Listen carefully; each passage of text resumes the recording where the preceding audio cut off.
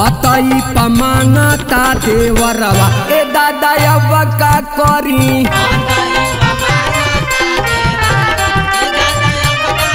हाँ पतई पमांगता देवरवा ए दादा अब का करी।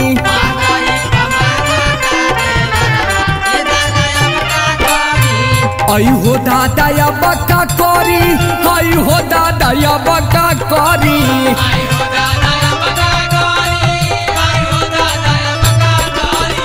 बार बार खींचे लाया चरवा ए दादा अब का करी।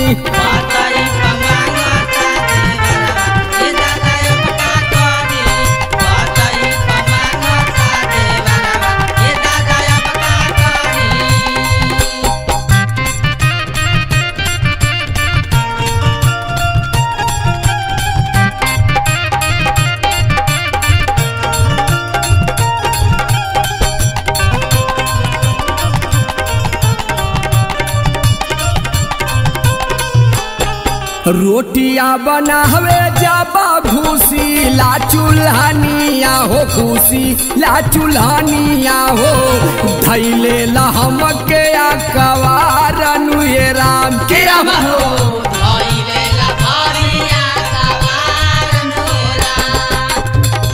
रोटिया बनावे जाबा घूसी ला चूल्हानिया हो, घूसी ला चूल्हानिया हो। भरी लेला भरया कवार अनुये राम।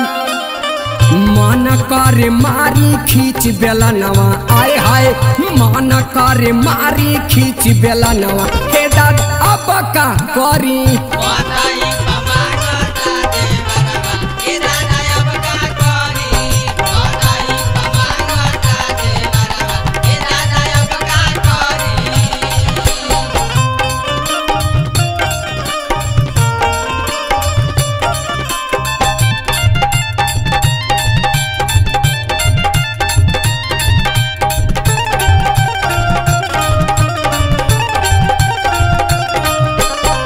राजा राजेश महिपल रही तेज घरावा हो, रही तेज घरावा हो। लुटी नहीं पाई तेला अनुये राम।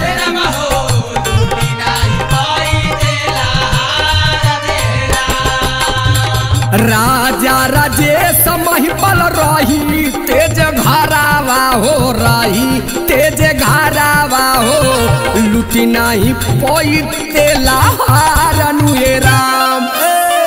मन करे मारी खींच बेला नवा आय हाय, मन करे मारी खींच बेला नवा ए दादा अब का करी।